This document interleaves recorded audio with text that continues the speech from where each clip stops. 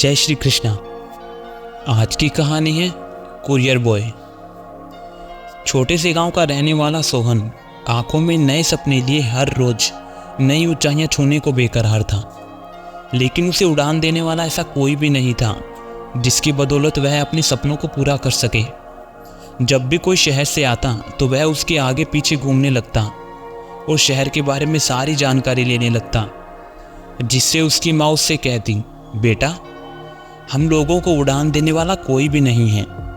अगर तू कुछ अच्छा करना चाहता है तो खुद के सपनों को पूरा करने की हिम्मत रख। सोहन माँ की बातों को ठीक से समझ नहीं पाता था, क्योंकि अभी वह उस मुकाम पर नहीं पहुंच पाया था। लेकिन जैसे ही वह थोड़ा बड़ा हुआ तो अपने चाचा का सहारा लेते हुए वह शहर की ओर रवाना हो गया। शहर में चाचा चाची का व्यवहार उसके साथ बहुत अच्छा तो नहीं था, लेकिन फिर भी दोनों ने उसे अपने घर में रखा था। एक दिन चाची ने कहा, पढ़ाई लिखाई तो होती रहेगी, जा बाजार जाकर सब्जियां ले आ। सोहन मार्केट जाकर सब्जी ले आता है, जहां पर वो अपनी पसंद की सब्जी लेकर आता है, जिसे दूसरे घर वाले बिल्कुल पसंद नहीं करते थे। चाची ने कहा, ये क्या सब्जी उठा लाया है, जानता नहीं है यहाँ ये सब कोई नहीं खाता। सोहन ने कहा, लेकिन चाची मैं जो सब्जी लाया हूँ वो मुझे बहुत पसंद है। चाची ने गुस्से में कहा, अपनी पसंद तो तुम मुझे उस दिन बताना जब तुम खुद कमाकर अपनी कमाई मेरे हाथों में दोगे। अभी तो तुम्हें जो भी दिया जा रहा है उससे ही पेट भरना होगा। सोहन को ये बात बुरी लगती है, क्योंकि उसने ऊंचे ख्वाब देख रखे थे। हालांकि वह जानता था कि उन ख्वाबों को पूरा करना आसान नहीं होगा, और ये सोचते हुए वह हर काम करता गया जो उसके चाचा चाची कहते गए। देखते ही देखते वह कॉलेज में आ गया, और अब उसने खुद को सीमित कर रखा था। ना ही किसी से ज़्यादा बात करता था और ना ही कहीं जाता था। एक दिन जब चाची के साथ काम से कहीं जा रहा था, बस उसी समय उसे एक बोर्ड दिखाई देता है जिस पर लिखा होता है कुरियर बॉय की आवश्यकता है। सोहन ने मन ही मन सोचा कि चाचा चाची के यहाँ रहने से उसे खाना तो मिल जाता है, लेकिन अपनी पसंद का नहीं। उसे कपड़े तो मिल जाते हैं, लेकिन नए नहीं। ऐसे में उसे भी नौकरी की आवश्यकता है, और वह दूसरे ही दिन उस जगह पर पहुंच जाता है जहां पर उसने बोर्ड देखा था। वहां पर पहुंचते ही मैनेजर ने कहा, क्या तुम ये काम कर लोगे, क्योंकि उसे करने के लिए सुबह से रात तक मेहनत करनी होगी और सैलरी 5,000 रुपये होगी। सोहन मन ही मन खुश हो जाता है, क्योंकि 5,000 भी उसके लिए इस वक्त बहुत ज़्यादा थे, और सोहन उस नौकरी के लिए हाँ कर देता है। सोहन नौकरी करेगा, ये बात सुनकर चाचा चाची बहुत खुश होते हैं कि अब सोहन के पैसे भी उनके हाथ में आएंगे। सोहन पूरे मन से काम करता, सुबह से शाम तक व्यस्त रहता। उसे इस काम में मज़ा भी आ रहा था, क्योंकि भले ही ये काम छोटा था, लेकिन इसके माध्यम से वह खुद को संतुष्ट कर पा रहा था कि आखिर उसने भी अपने जीवन में कुछ अच्छा किया है। एक दिन सोहन को कुरियर देने के लिए दूर इलाके में जाना पड़ा, जहां वो अनजान था। खोजबीन करने के बाद आखिर उसे वो जगह मिल ही गई जहां उसे जाना था। तेज धूप में जाने की वजह से उसे प्यास लगने लगी, और उसने पीने के लिए पानी मांगा। तभी महिला ने कहा, बिल्कुल बेटा, पानी पिलाना तो पुण्य का काम है। तुम इतनी मेहनत कर रहे हो, इतनी धूप में आना जाना कर रहे हो, प्यास तो लगेगी ही। और प्यार के साथ उस महिला ने सोहन को पानी दिया। सोहन वहाँ से चला जाता है, लेकिन महिला के जवाब से उसे बड़ा आश्चर्य होता है कि आज के समय में भी लोग इस तरीके से बात कर सकते हैं। जहां उसके चाचा चाची ही उससे ठीक से बात नहीं करते, तो इस अनजान महिला ने उसके साथ इतने प्यार से बात की। अपने काम को करते हुए 1 महीना उसे हो गया था, और सोहन को उसकी पहली सैलरी मिल चुकी थी। पहली सैलरी की खुशी इतनी ज़्यादा थी कि वो समझ नहीं पा रहा था कि आखिर इस सैलरी के साथ क्या करे। इतने में ही चाची ने सारे पैसे झटक लिए, और उसे मायूस होकर लौटना पड़ा।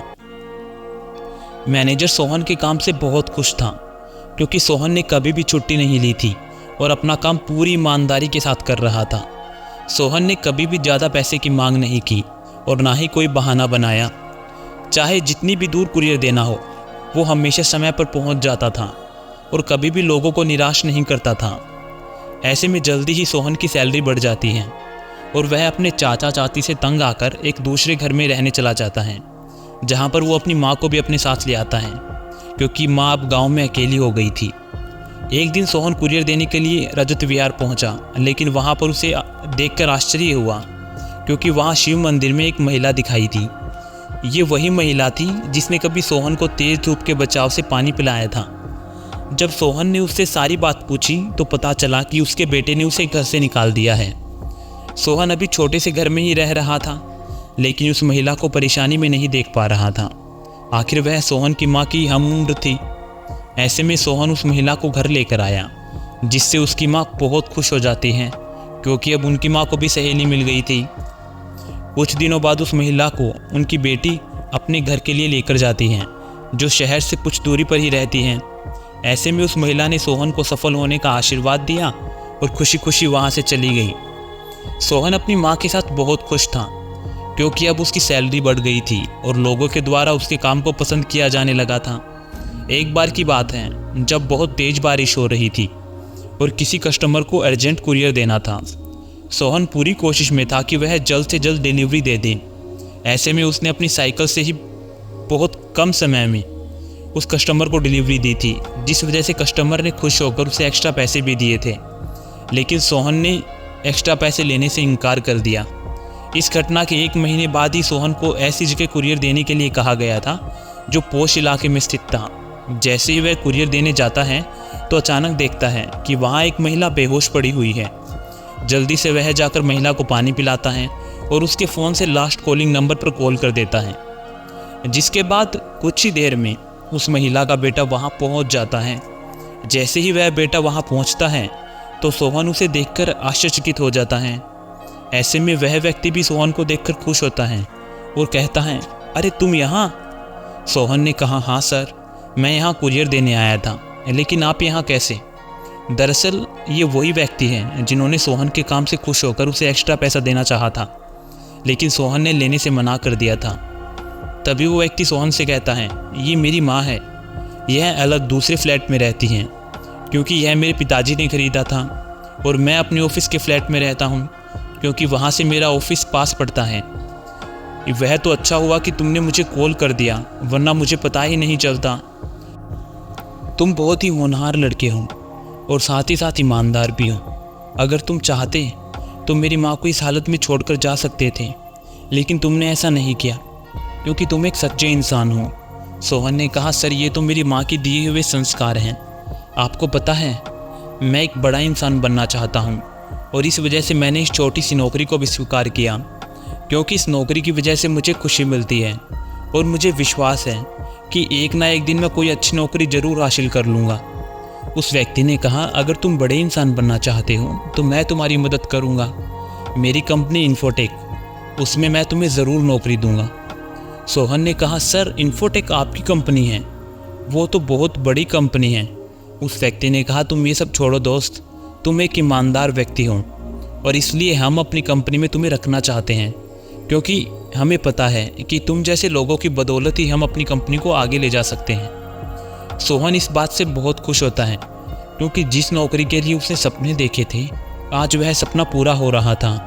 आज वह इस कुरियर बॉय की नौकरी से एक नए सफ़र पर आगे बढ़ रहा था। जल्दी ही सोहन ने इन्फोटेक कंपनी ज्वाइन कर ली थी और इसके बाद ही उसने धीरे धीरे आगे बढ़ना सीख लिया था। इस बात से सोहन की माँ बहुत खुश थी और जो चाचा चाची उसे खास पसंद नहीं करते थे, उन्होंने भी आकर अपनी खुशी का इजहार किया था। इस बात से सोहन बहुत खुश था क्योंकि वह जानता था कि जो दिखता है वही बिकता है। तो अगर किसी भी काम को हम सच्ची लगन और ईमानदारी के साथ करते हैं तो उसका फल हमेशा अच्छा और सकारात्मक ही होता है। तो आशा करता हूँ कि आपको कहानी पसंद आई होगी। राधे राधे।